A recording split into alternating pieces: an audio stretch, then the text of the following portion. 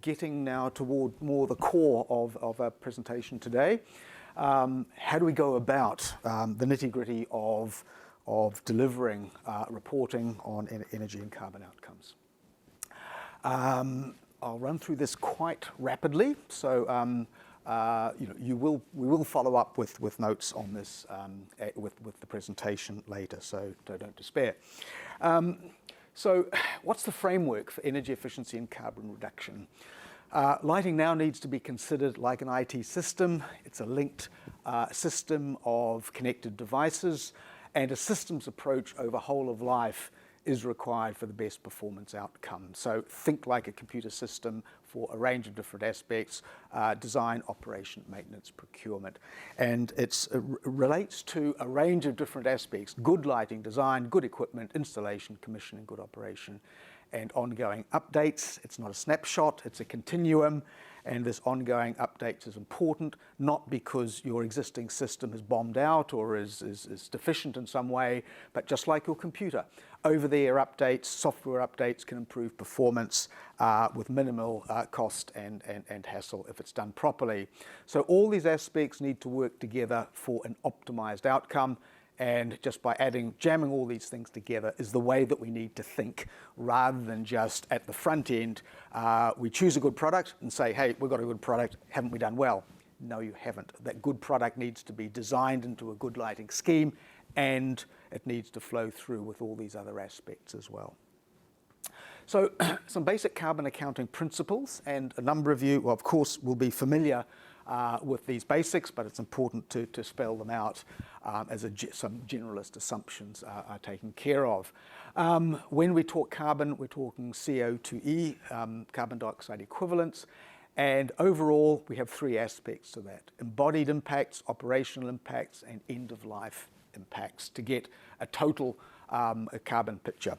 But for the sake of practicality and simplicity, we're talking in this today about operational energy and carbon, because that is evolved, that is real, relevant, and applicable today, whereas we're still catching up on embodied carbon issues, certainly in lighting and also at end of life. So there's our focus, and we're doing it because embodied energy and carbon assessment is still in its infancy. Specialist people such as environmental life cycle assessment practitioners have done a range of LCA studies on various construction products, including lighting, but really we haven't got that information at our fingertips to effectively use it as a generalization as yet.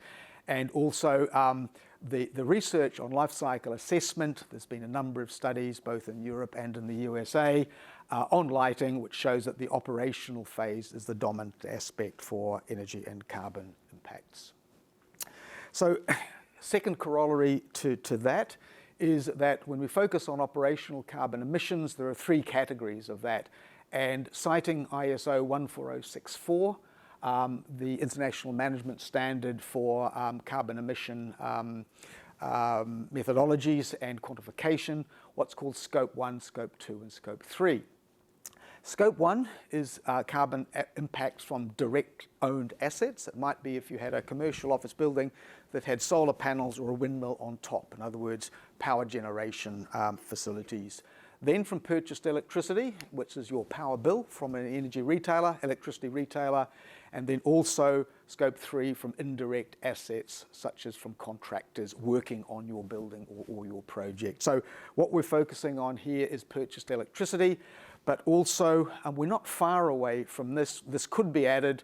I've kept it out of here for simplicity, but contractor assets might be the diesel fuels from service vehicles, cherry pickers, hydraulic equipment and things of that nature. It's not that difficult to calculate those aspects. They're quite tangible in many cases, but we are sidestepping that for today. So for lighting, what are the application standards that can provide the basis of energy and carbon quantification? So in terms of overview, application standards, meaning design and application standards, we have three main areas. We have a New Zealand standard 4243, which is called Energy Efficiency Large Buildings for Lighting. We have the standard that Chris spoke about earlier, 1680 for interior lighting. and we have ASNZS 1158 road and public lighting. And it's not just for roads, it's for things like outdoor car parks, cycleways, pathways, and general purpose areas like that. So just on these, before coming to the international standards, this local standard energy efficiency large buildings was configured in 2007. It was amended in 2017. But in principle and in concept, it is really quite dated. It is well behind European standards and international best practice. I'll speak a little bit more about that in the next slide. 1680 is what Chris mentioned. It was actually developed from an old Brit standard of 40 years old. It's actually obsolete in Australian standards who manage the standard, and it's sort of in a bit of a limbo. So that really needs an overhaul. And 1158, the news is a lot better. There has been some updates to that quite recently, and my next slide says that there's some good news that comes from the use of that particular standard. But if you're a building owner, building manager, you're going out to consulting engineers, lighting designers, etc., and energy and carbon professionals, and you're asking for advice on all of this, don't be fazed if they come up with international standards, because typically we are lagging in these areas here, but there are ISO standards, European standards. CIE is the International Commission on Illumination, have some excellent standards material there, American standards and BSI. So sometimes these are useful to augment lagging local standards to fill in the gaps. Building code regulation for lighting. The main one we're concerned with, or the one that we're concerned with today, is interior commercial lighting, the building code called Energy Efficiency Clause H1, which cites this New Zealand standard 4243, energy efficiency large buildings. But as mentioned earlier, it is quite outdated in concept. It is a static standard. It uses power density as the metric for energy efficiency, and that does not take into account the benefits, the use, and the application of control systems. And that is a fundamental, anomaly in this day and age. So a recommendation, if I could put it that way, this standard, ISO CIE 200.086, is very new, very modern. It's a modern energy performance methodology, and it acts as an excellent basis towards interior carbon lighting quantification. So I'd thoroughly recommend that.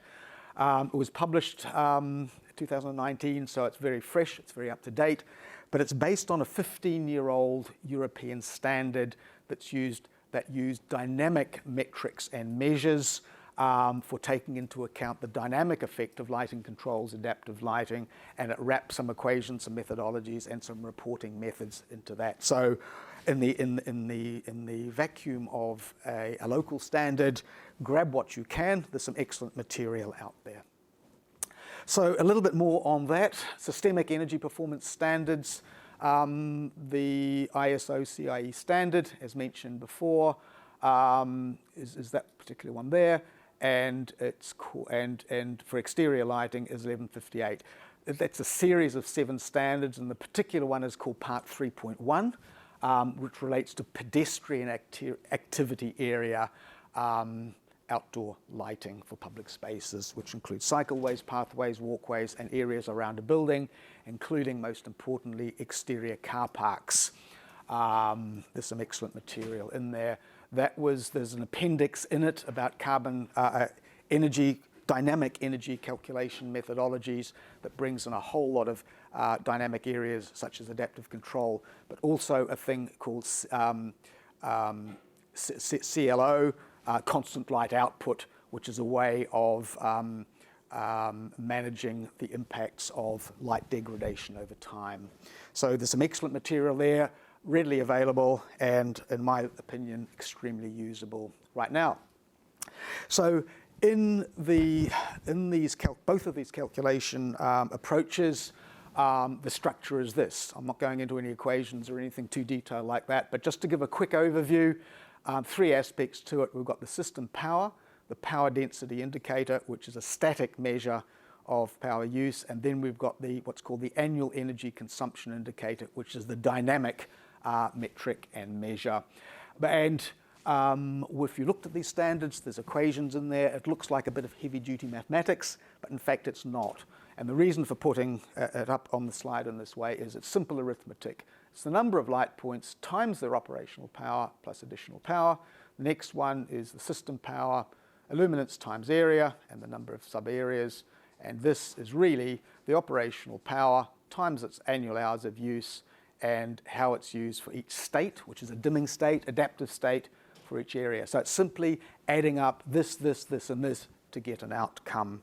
And just a point to note on here, this thing called additional power includes things like parasitic power, standby power of sensors and control devices, because things like sensors like that, they do have an energy impact, and it depends on brands, depends on the type.